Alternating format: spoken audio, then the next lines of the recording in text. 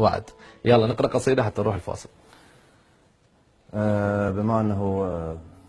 الأمور كانت شوية مشنجة عندي، مشنجة بخصوص المنصة. أقول يا أبوي احترقوا أهلك على الجمال البيك، لا تزعل ترى من الحرقة قلنا لك، منو بنسلك نبي ويم الله وصى عليك، شو حطينا خلطا مولح قبالك، بهاي وجوهنا ومن نمشي مغرورين، شاش نسوي لو عدنا الوجه مالك،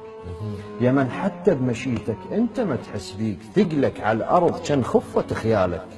وكان ضكت قبر ثوبك نشوف عليك، قلنا البس حصر شاهيكي قلنا لك، لازم يبتعد لو انت لو رمضان، الصايم من يشوفك يبطل صيامه، كل عقلك نعوفك عالجقار ندوخ، والله نغازلك لو لابس عمامه، ظل ببيتكم يا مخدر الحيطان، بعصرك لو هبل كان اعلن اسلامه، فدوى يروح لك نص مجلس النواب، يا لم واحد الشباب بوقفة الشارع، كونك تلتفت وتباوع اللحدوك،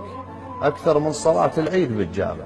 غير القابلك وعيونه راح تطيح، غير العالرصيف القاعد يباوع طرقاع اللي فتك، انت واهلك كون وانا واهلي والشافوك والسامع والما منتبه والموتى والعدلين خايف جبلونه وقاعد النازع، لا تطلع قذلتك ما نريد ننام، ما عولنا يخلص ليلنا ونطلع، حضرت جوال عندنا من السياسيين شافتنا على بابك خاف ما نرجع، كان على الاقل قاطفنا لو حصوات، هل بتنكسر جامتكم وتطلع، وناخذ صورتك تحت الجفن وننام، ولو بس شوفتك ما اعتقد نقنع حكومه من الوطن ما شابعه من البوق، شا من شوفتك عود الشعب يشبع، وانت من الحسن صبحيه عرسين، كل شي بيك يضحك من يسالونك، خيعون الملك اللي مقضى عمره وياك، والله يساعده ومتحمل متونك راح نروح لاهلك، هل بتيقبلون انا وناسك اللي ما نقدر بدونك متبرعين،